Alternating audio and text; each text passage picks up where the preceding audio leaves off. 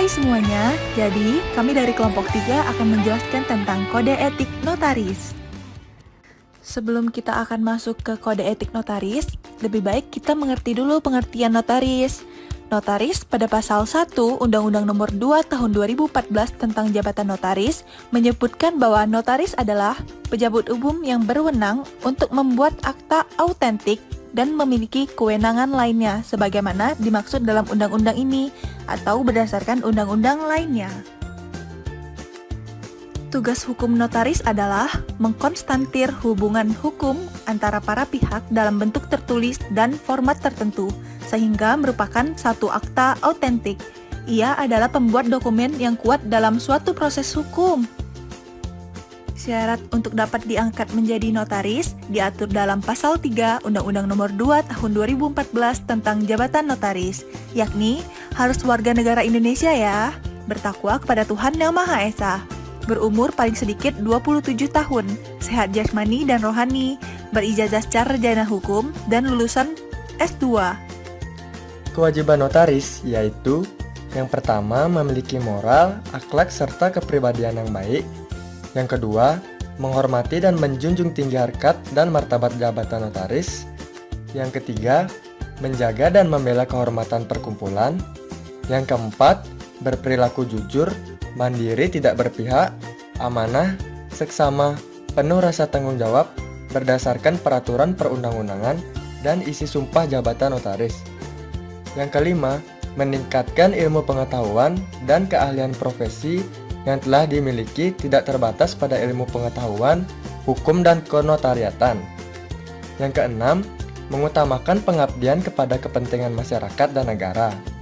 Yang ketujuh, memberikan jasa pembuatan akta dan kewenangan lainnya untuk masyarakat yang tidak mampu tanpa memungut honorarium.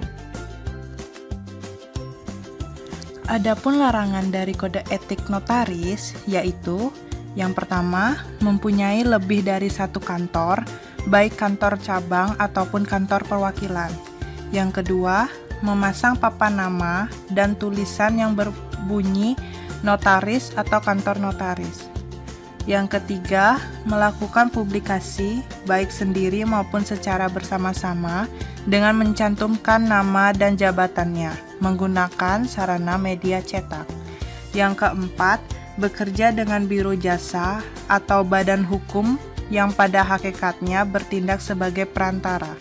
Yang kelima, menandatangani akte yang proses pembuatannya telah dipersiapkan oleh pihak lain.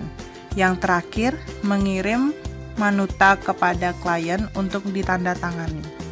Pengecualian kode etik notaris dalam pasal 5 kode etik notaris yaitu yang pertama, memberikan ucapan selamat, ucapan berduka cita dengan mempergunakan kartu ucapan, surat, karangan bunga, ataupun media lainnya dengan tidak mencantumkan notaris, tetapi hanya nama saja. Yang kedua, pemuatan nama dan alamat notaris dalam buku panduan nomor telepon, fax, dan telex yang diterbitkan secara resmi oleh PT Telkom atau instansi-instansi dan lembaga-lembaga resmi. Yang ketiga, memasang satu tanda petunjuk jalan dengan ukuran tidak melebihi 20 cm x 50 cm, dasar berwarna putih, huruf berwarna hitam, tanpa mencantumkan nama notaris, serta dipasang dalam radius maksimum 100 meter dari kantor notaris. Yang keempat, memperkenalkan diri tetapi tidak melakukan promosi diri selaku notaris. Sanksi yang dikenakan terhadap anggota yang melakukan pelanggaran kode etik dapat berupa yang pertama teguran, yang kedua peringatan, yang ketiga pemberhentian sementara dari keanggotaan perkumpulan, yang keempat pemberhentian dengan hormat dari keanggotaan perkumpulan, dan yang terakhir pemberhentian dengan tidak hormat dari keanggotaan perkumpulan. Dalam hal ini, Dewan Kehormatan Pusat berwenang untuk memutuskan dan menjatuhkan sanksi terhadap pelanggaran yang dilakukan anggota biasa dari notaris aktif perkumpulan. Selain itu, Dewan Kehormatan Pusat juga berwenang untuk memberikan rekomendasi disertai usulan pemecatan sebagai notaris kepada Menteri Hukum dan Hak Asasi Manusia Republik Indonesia. Sekian presentasi dari kelompok kami. Terima kasih.